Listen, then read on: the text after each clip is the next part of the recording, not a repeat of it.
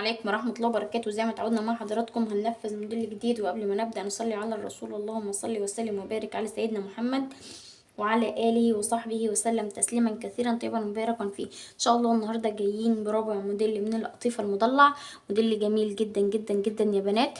انا اشتغلت بكل الالوان المتاحة عندي. موديل سهل وجميل جدا جدا اللهم بارك. طبعا اشتغلت بكذا فكرة تزيين. هنا حطيت فصوص دايموند مع عروسة اكريليك، وهنا استخدمت كور تل. والباقي برضو هنا استخدمت العروسة الدبدوب الاكريليك دوت مع فص دايموند على الزاويات كده. تمام. وفي سبته بالدبدوب الاكريليك بس زي ما واضح معاكم كده. جميل جدا اللهم بارك، كلهم اجمل من بعض.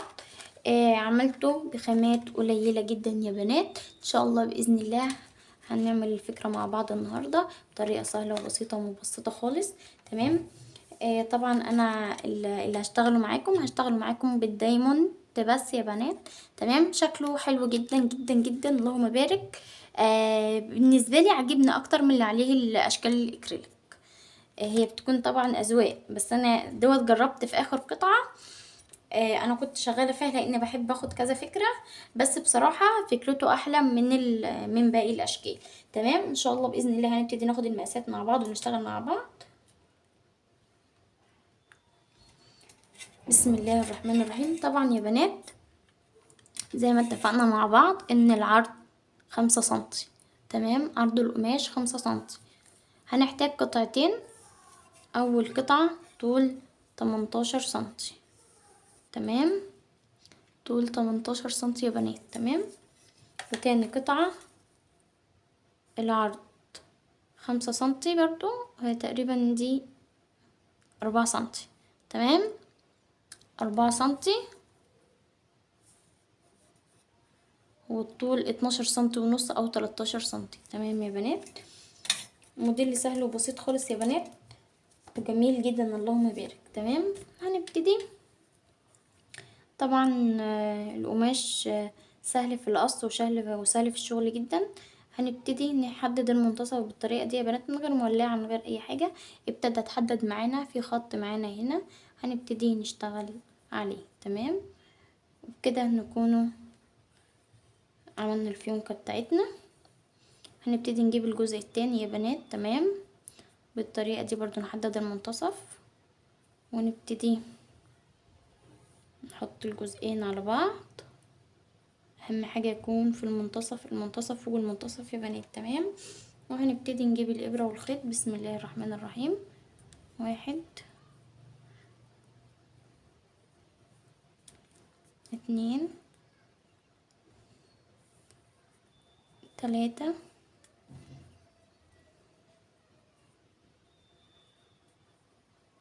4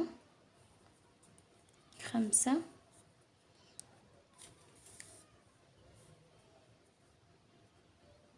6 غرز يا بنات. تمام. اهم حاجة بس نتأكد ان احنا واخدين كل الاطراف معانا بالطريقة دي. تمام.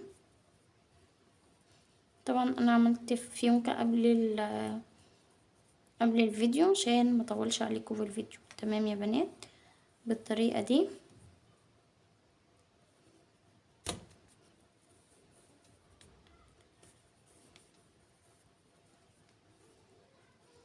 نكون خيطنا الفيونكة بتاعتنا. تمام يا بنات. هنبتدي نطبق الجزء ده بالطريقة دي من على اخر الفيونكة يا بنات، ونبتدي نقص بالطريقة دي. تمام يا بنات. الجزء التاني برضو هنبتدي نتنيها على 2. تمام. من اخر الفيونكة هنا معانا هنبتدي بالطريقة دي نقص. تمام يا بنات. وده هيكون الشكل معانا، الشكل النهائي ليها. تمام. هنحتاج كليبس 4.5 سنتي يا بنات. تمام. هنجيب كليبس 4.5 سنتي او 4 سنتي على حسب المتاح عندك.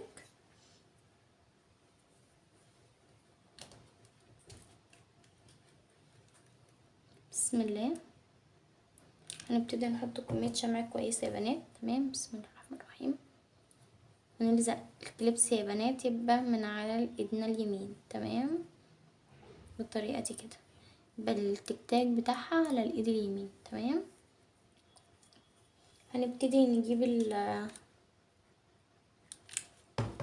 الفاصل بتاعنا ال1 سنتي. تمام، بالطريقة دي، ونبتدي نضيف 1 سنتي هنا. بالطريقة دي هنحتاج يا بنات القطعة دي عرض 1 سنتي، اللي هي 3 صفوف او 4 صفوف. تمام،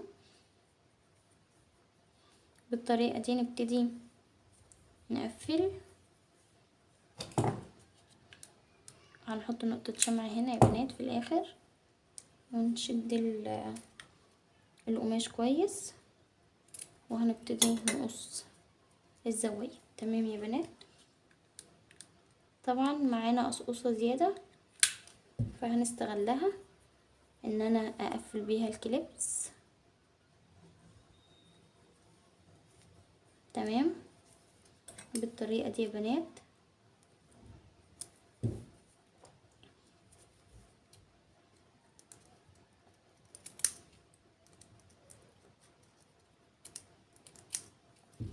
هتكون شبه نفس لون الشغل يا بنات.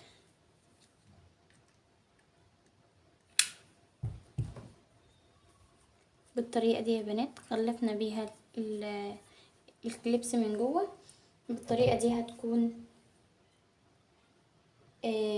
نتأكدوا ان القماش ما يفكش بسهولة مع البنوتة. تمام، هنبتدي نجيب الدايموند والبي 7000 والقلم الاستراس. بنات كتير سألتنا على قلم الاستراس، ده اسمه قلم استراس يا بنات، بيجي معاه قطعة شمع وبتستخدميه بقطعة الشمع. تمام، في انواع تانية كتير طبعا، يعني في انواع تانية.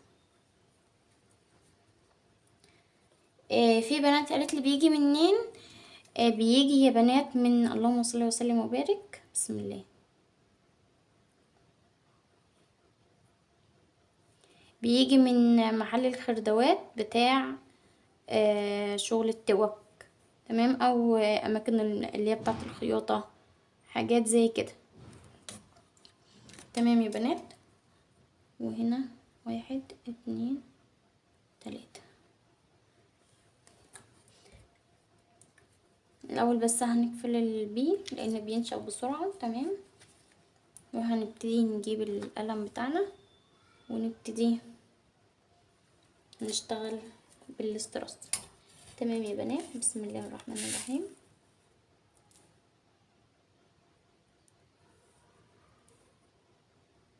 طبعا التزيين ده ليكي انتي، تقدري تزيني زي ما انت عايزة،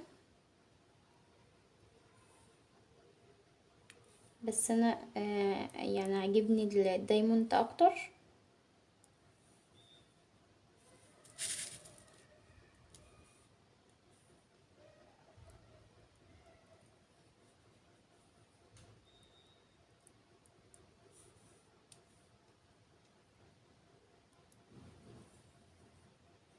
موديل جميل وحلو وسهل وبسيط ومش مكلف خامات خالص يا بنات، نقدر نطلع منه كميات في اقل وقت ممكن.